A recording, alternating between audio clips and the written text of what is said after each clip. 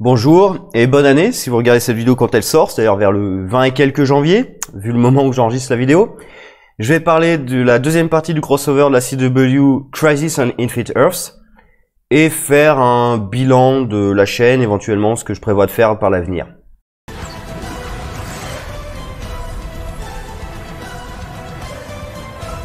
Donc ça fait déjà une semaine que le crossover est sorti. J'ai pas pu en parler tout de suite puisque je pense que ça s'entend encore, mais j'ai été enrhumé. Ça a été une catastrophe.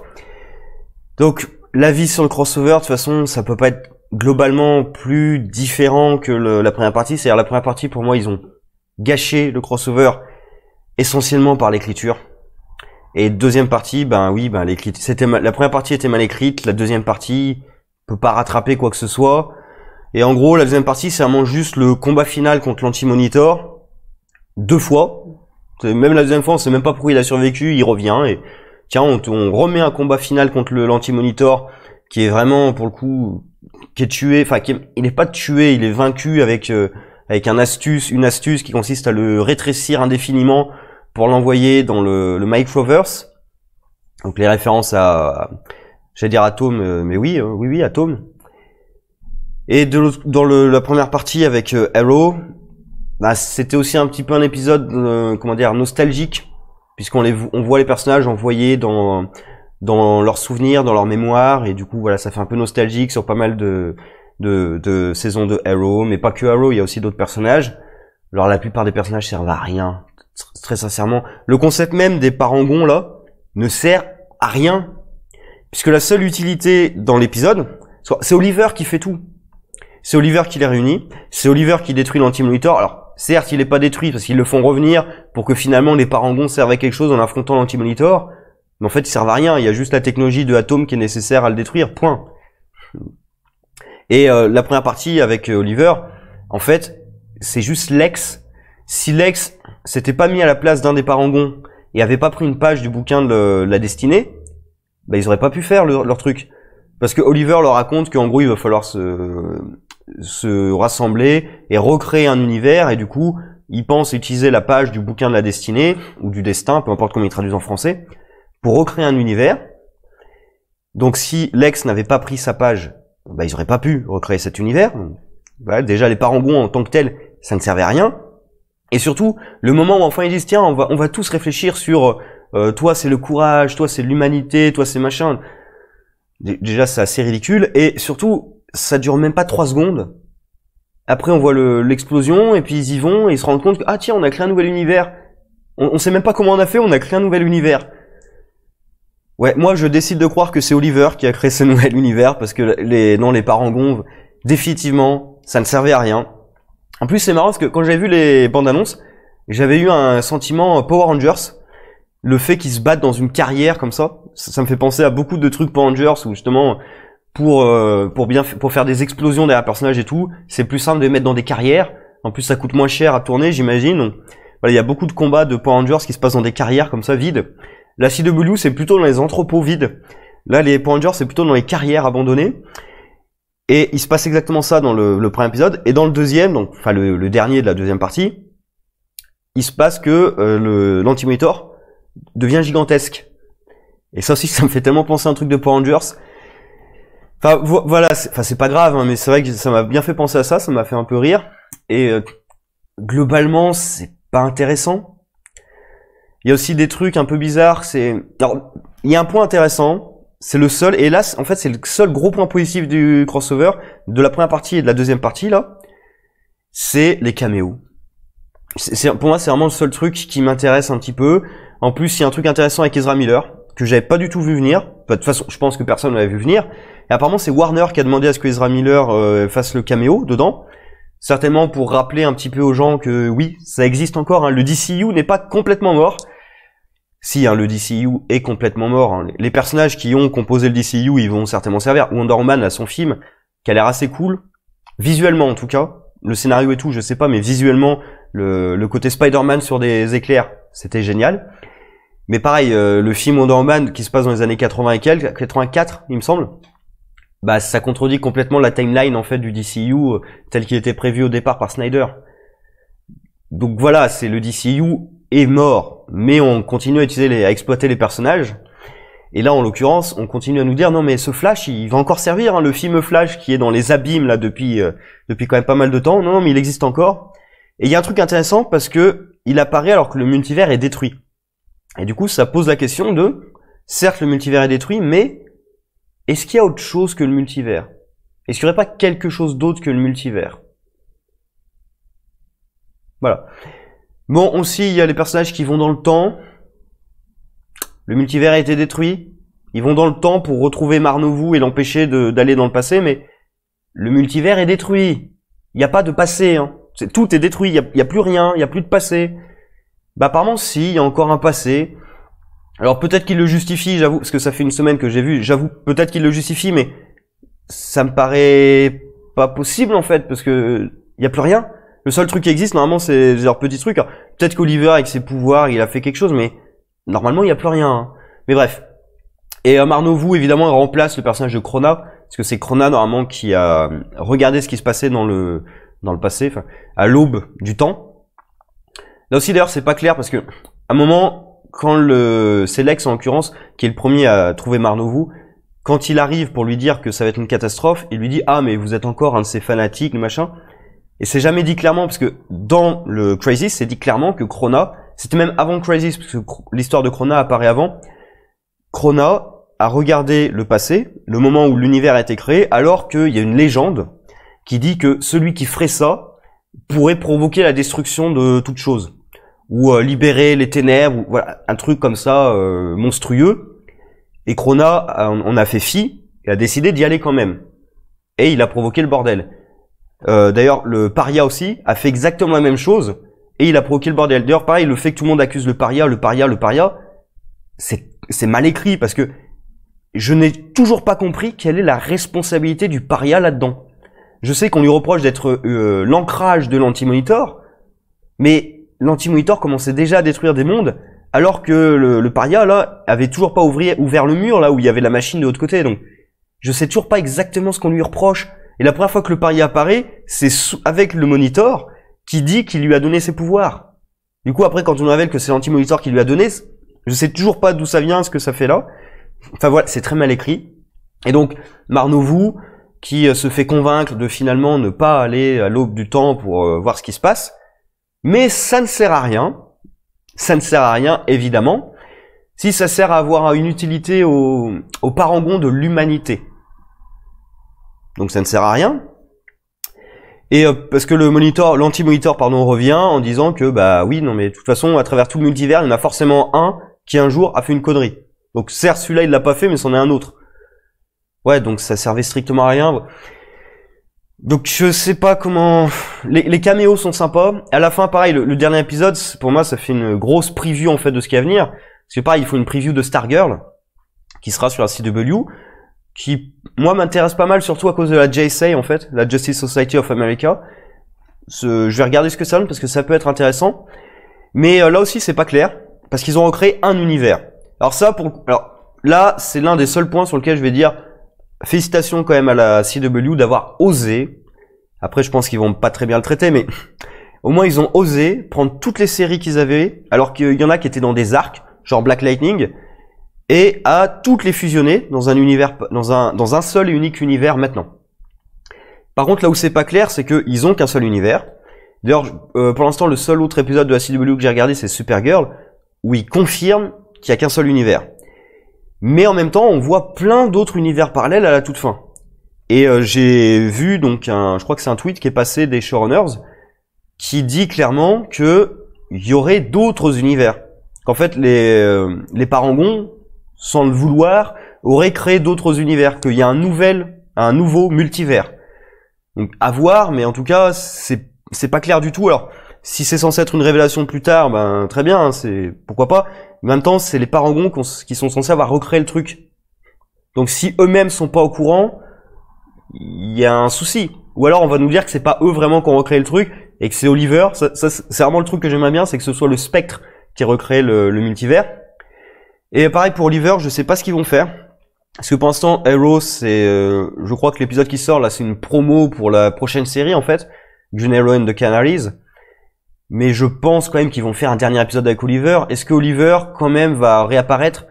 Parce que là, il s'est sacrifié, mais il était déjà possédé par le Spectre. Donc il peut peut-être réapparaître une dernière fois dans un dernier épisode en tant que Spectre. On verra.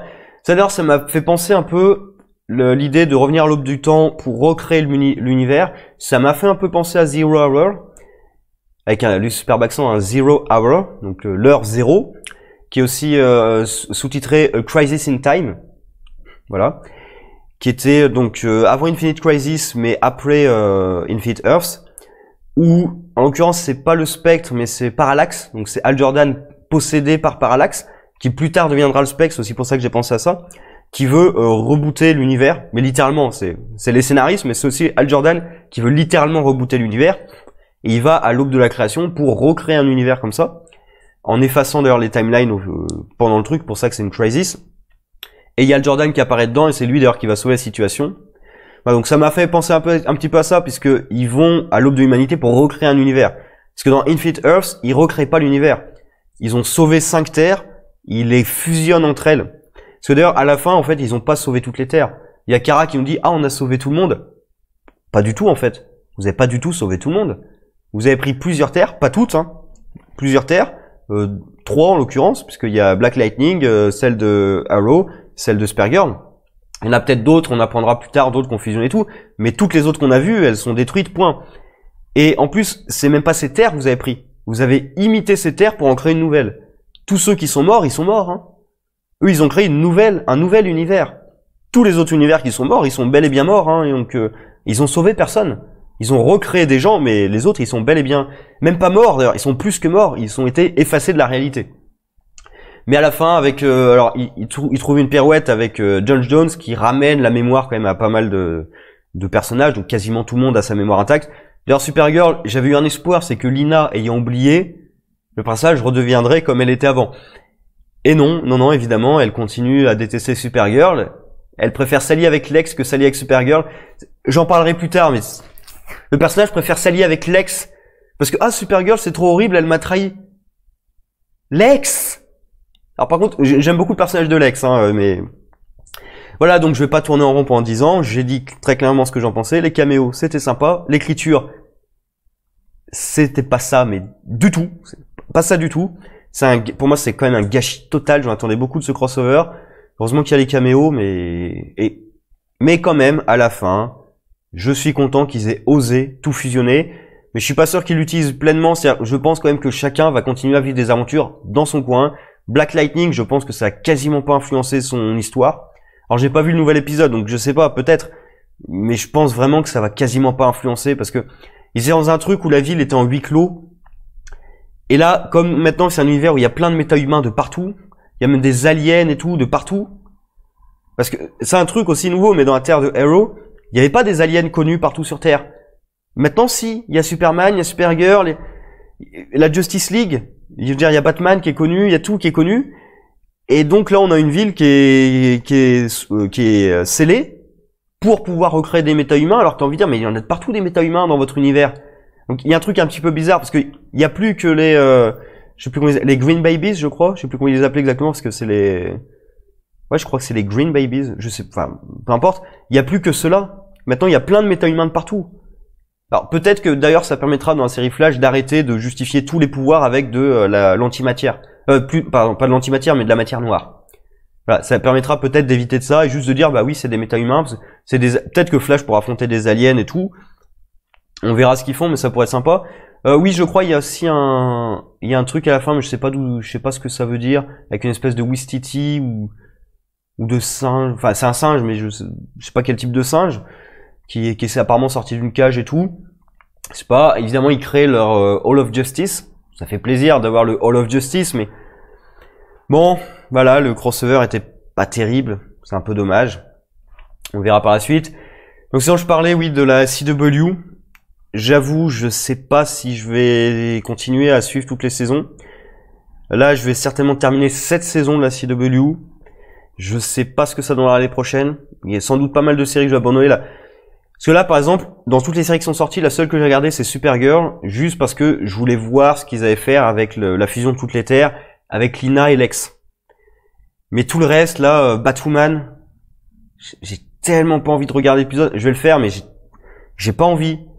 Donc c'est horrible en fait. Je vais me forcer à le regarder alors que je sais que ça va être mauvais. Même si c'est peut-être pas catastrophique, je sais que ça peut pas être bon parce qu'il y a tout le passif de la série.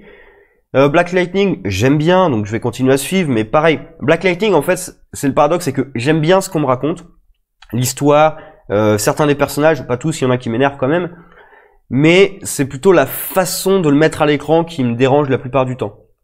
Où je trouve il y a des façons de faire ou des cuts parfois qui sont très bizarres, des choses qu'on passe sous silence qui sont assez étranges et des choses qu'on allonge pour rien.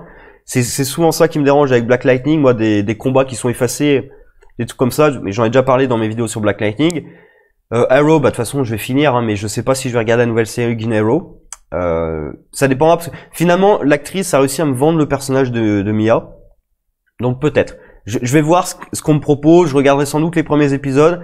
Mais je sais pas si je vais regarder la série dans son intégralité, surtout le fait que ça se passe dans le futur. Alors j'ai quand même l'impression, parce que j'ai vu quelques images de la promo, que c'est pas le même style, parce que le futur qui était présenté en flash forward, il y avait un espèce de filtre, enfin la couleur était un petit peu gris. Là j'ai l'impression qu'on revient à des couleurs un peu plus vives, ça me plaît davantage. Il y a quoi aussi, Supergirl, bah, je vais terminer, mais avec Lex, ça me donne envie quand même de poursuivre la saison. Mais après, je sais pas du coup ce que ça donnera plus tard. On verra. Flash, là pour le coup, je sais pas du tout ce qu'ils vont nous raconter dans cette saison. Dans la deuxième partie, je sais pas du tout sur quoi ils vont partir, puisque l'ennemi principal a été vaincu. La Crisis s'est passée. Qu'est-ce qu'on va nous raconter? Alors là, pour le coup, je peux rien dire d'avance. Legends of Tomorrow, j'ai vraiment pas envie de reprendre parce que j'avais même pas fini la saison précédente. C'est juste, j'en avais marre. La saison précédente, je me souviens, c'est quand ils arrivent en enfer, où l'enfer en fait c'est juste les villes, on va dire un peu caricaturales, mais certainement qui ont dû exister dans l'histoire. Hein. Mais c'est le New York crade, le New York violent et tout. C'est juste ça en fait. Et t'as envie de dire, mais c'est juste ça l'enfer? Sérieusement, c'est juste ça l'enfer? Puis aussi il y avait plein d'autres problèmes dans Legends, ça c'était pas le seul problème, mais voilà, au bout d'un moment j'en ai eu un peu marre et j'ai finalement pas terminé la série Legends. Donc là, je sais même pas si je vais la reprendre, honnêtement. Bon, je vais sans doute regarder vite fait les premiers épisodes, mais voilà. Stargirl m'intéresse, par contre, une des prochaines séries de la CW, à voir ce que ça donne, surtout la JSA.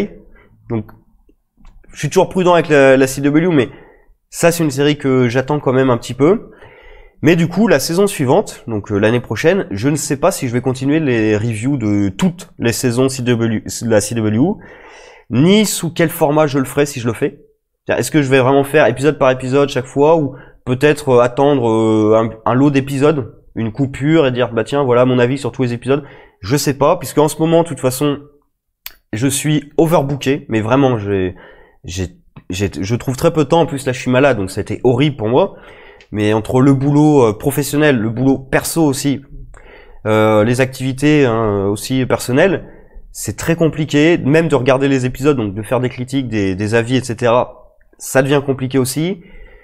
Moi, quand j'avais lancé cette chaîne, c'était aussi... je crois d'ailleurs la première fois, c'était parce que j'avais vu le film Death Note. Où je peux résumer rapidement ce que j'avais pensé. C'était... Il y avait une histoire intéressante, mais finalement, ils ont pas suivi. Finalement, ils ont voulu trop coller au manga paradoxalement. Parce qu'ils s'en sont bien détachés, mais paradoxalement, je pense qu'ils ont trop voulu coller. Alors que le scénariste avait l'impression d'aller dans une autre direction et il a pas osé. C'est un peu ce que j'avais ressenti de ce film. Et j'avais eu l'idée, moi, quand j'avais lancé cette chaîne, c'était surtout de faire des histoires de comics. Donc, je sais pas si le nom est le mieux choisi, mais bref. Et finalement, je crois que j'en ai fait que 5 ou 6. Là, j'ai toujours le Dread qui est en préparation.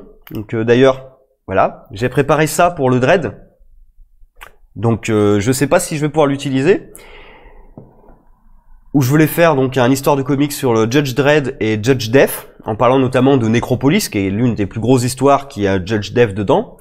Sauf que à chaque fois que j'essaie de le réécrire, parce que je trouve que c'est pas terrible, à chaque fois que j'essaie de le réécrire et je me dis non mais non c'est pas terrible, je peux faire mieux.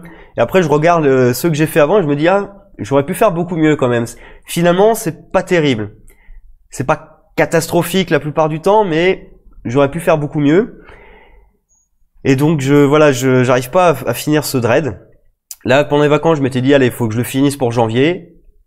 Bah non, j'ai pas pu le finir pour janvier. Voilà, donc je sais pas exactement ce que va donner cette chaîne. Je pense que j'ai quand même envie de continuer, mais je suis en train de réfléchir quand même, surtout pour l'année prochaine. Cette année, je pense que je vais continuer le format que j'ai maintenant, mais je vais réfléchir à comment faire. Sinon, vu que je parle dans plein d'autres trucs, je pensais à une série dont je vais pas faire une avis parce que c'est un peu trop tard, donc je pense que ça sera un peu ridicule. Donc je vais le dire rapidement ici, The Witcher, qui est sorti pendant les vacances, qui était pas mal, mais j'aurais tellement aimé adorer cette série. Surtout que j'ai vu l'acteur principal, donc Henry Cavill, qui la défend, qui est fan absolu de The Witcher, qui apparemment il a joué au 3, il a adoré, comme beaucoup, et il s'est lancé dans les bouquins, il a adoré aussi, et il voulait absolument jouer Geralt of Rivia. Alors la série est pas mal quand même, hein. Alors j'ai des amis qui ont adoré, j'en ai qui sont mitigés, mais globalement je trouve que c'était pas mal, mais il me manque une unité qui s'explique assez vite parce que ils ont pris plein de nouvelles en fait de The Witcher. Surtout les nouvelles du premier recueil, parce qu'il y a 2 recueils de nouvelles, 5 romans, et un dernier recueil de nouvelles beaucoup plus récent, si je me trompe pas. Moi, j'ai lu que le premier recueil de nouvelles, ce qui d'ailleurs montre aussi que les nouvelles qu'ils ont adaptées, même là, ils ont un petit peu raccourci des choses. Par exemple, avec Renfri qui est une version de Blanche-Neige. Alors, ça se voit pas dans le truc, mais c'est une version de Blanche-Neige. De toute façon, il y a beaucoup de trucs dans Witcher, dans les nouvelles en tout cas que j'ai lues, c'est des versions de contes de fées, de contes de Grimm, mais plus brutales ou plus glauques. Là c'est Blanche-Neige, hein, sauf que voilà, elle a été violée par le chasseur et ensuite elle a réussi à le tuer. Donc voilà, c'est pas le chasseur qui l'a trouvée trop belle et qui l'a laissé partir, c'est le chasseur qui l'a trouvée trop belle et qui l'a violée. Youpi Blanche-Neige. Et du coup Blanche-Neige s'est mise à tuer des gens, bah oui, mais en même temps s'est mise à devenir brigand et tout, bah oui, mais bon. Voilà, elle a une vie sympathique, Blanche-Neige, quand même. Et là, en l'occurrence, il y a plein de trucs qui sont trop rapides. Et voilà, parce que déjà, dans toutes les nouvelles qui s'adaptent, il y a plein de trucs qui sont trop rapides. Dans le changement aussi des personnages ou des décisions qu'ils prennent, il y a beaucoup de choses où... Par exemple, Yennefer qui passe très vite de « je veux me suicider, ma vie n'a aucun sens » à « je veux devenir la meilleure ». Il manque une transition, quand même. Je peux comprendre comment elle saute de l'un à l'autre, mais il me manque la transition. C'est-à-dire la transition, je l'imagine, mais elle est pas à l'écran. Il y a plein de soucis comme ça pour moi dans la narration, dans le choix des personnages et tout. Et il me manque une unité globale qui en plus est vraiment pas aidée par le fait que on n'arrête pas de faire des allers-retours dans le temps. Ce qui est assez déstabilisant parce qu'au départ, on ne sait pas. Et quand on s'en rend compte, enfin moi personnellement, à chaque fois, dès que je m'en suis rendu compte, dès que je voyais une nouvelle scène, je me demandais à quel moment ça se passait. Et j'étais plus à l'affût de trouver des détails pour savoir, ah oui, ça se passe avant ça se passe après ça. Ou c'est assez clair finalement, on arrive assez bien à situer où ça se passe. Mais je cherchais plus ces indices-là que à regarder les scènes. Mais voilà, j'ai quand même passé un bon moment. J'ai enchaîné les 6 épisodes, il y en a que 6, il me semble. Enfin, je sais plus, mais bref, j'ai enchaîné toute la saison. Je retiens encore le Toss a Coin to Your Witcher, que je me suis repassé en boucle. D'ailleurs, je l'avais en tête et je me le suis quand même repassé. Et du coup, elle est vraiment là-dedans, cette chanson. Donc voilà, j'ai quand même passé un bon moment. Geralt of Rivia, je le trouve très bon. Donc j'ai vraiment envie de le revoir, ce personnage. Son lien aussi avec le barde, plus le barde d'ailleurs que Yennefer, je trouve. J'ai plus envie de voir l'amitié entre les deux que l'histoire avec Yennefer, parce que elle est pas vraiment mise l'histoire avec Yennefer. C'est Geralt la croise, c'est bon, il tombe amoureux, hop, pas besoin de plus d'explications. C'est vraiment ça. Donc, il manque des choses quand même. Mais il y a une saison 2 qui est préparée. J'espère que la saison 2, si on attaque vraiment la saga avec Ciri et compagnie, j'ai pas lu la saga, donc je sais pas à l'avance, mais je pense que si on attaque la saga, il y aura peut-être plus d'unité dans l'histoire. Et là, j'ai l'impression qu'ils ont voulu prendre plein de nouvelles, mixer ensemble et tout.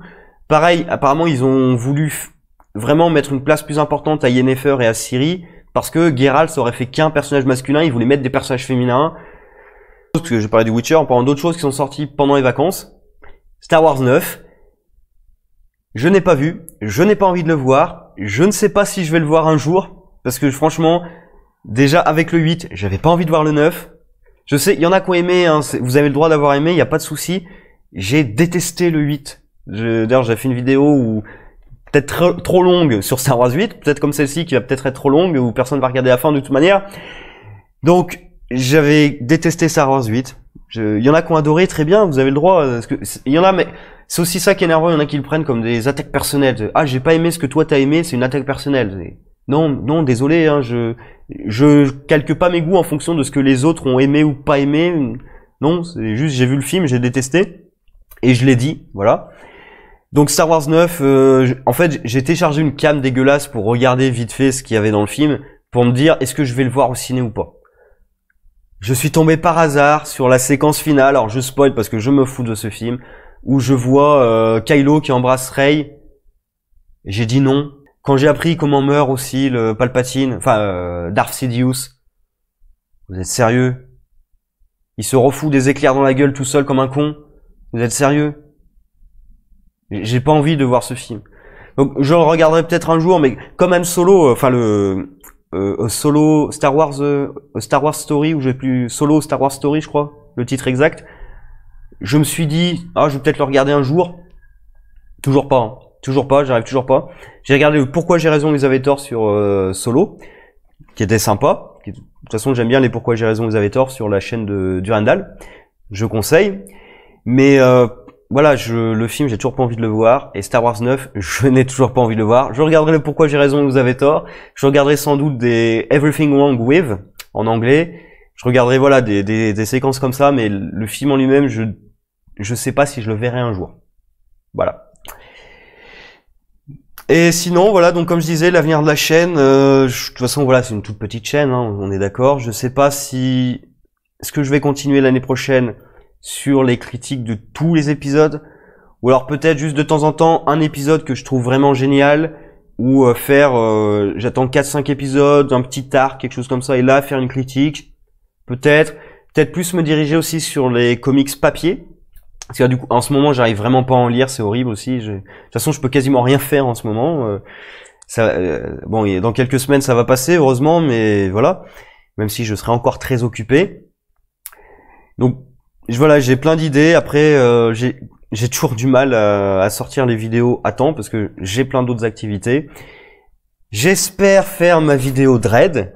Parce que j'ai fait le casque, là. Je me suis fait chier à faire ça, là, depuis un petit moment. Il faut qu'il serve, hein. Voilà. Il va servir ce casque. Bon, après je suis pas cosplayer, hein, donc j'ai fait comme je pouvais, mais je trouve qu'il est pas trop mal quand même. Franchement, il est pas trop mal. J'ai parlé beaucoup pour pas dire forcément grand chose. Le crossover, j'ai donné mon avis. De toute façon, comme la première partie, hein, c'était pas bien écrit. Les caméos étaient sympas, mais ça rattrape pas l'écriture. Le projet était très ambitieux. Eh ouais, mais c'est mal écrit. Alors, je peux pardonner même le CGI dégueulasse, parce qu'il y a du CGI dégueulasse. Je peux le pardonner. Mais pas l'écriture. Enfin, c'est ça le truc. C'est que vous ratiez les effets spéciaux, c'est pas trop grave pour moi. Mais si l'écriture est nulle, voilà. Je sais pas. Est-ce que vraiment il y a quelqu'un qui a chapeauté tout le projet, ou est-ce que aussi dans chaque série il y a des types qui ont un peu tiré, des auteurs qui sont un peu bagarrés dans chaque série? Je pense qu'il y a peut-être eu un truc dans ce genre-là et du coup ça a été le bordel. Pour moi, il y a des choses qui ne font pas sens, même dans l'histoire elle-même. C'est-à-dire que même en sortant du comics en disant ça c'est mal adapté ou quoi que ce soit, dans l'histoire elle-même, il y a des trucs qui font pas sens. Le paria, je comprends toujours pas ce qu'ils ont voulu faire avec. Les parangons, je vois toujours pas quel est leur intérêt, qu'est-ce qu'ils foutent là, qu'est-ce qu'ils ont fait, à quoi ça a servi. Voilà, enfin, et même la technologie qui permet de détruire l'anti-monitor, enfin de vaincre l'anti-monitor, parce qu'il est pas tué, il est pas détruit.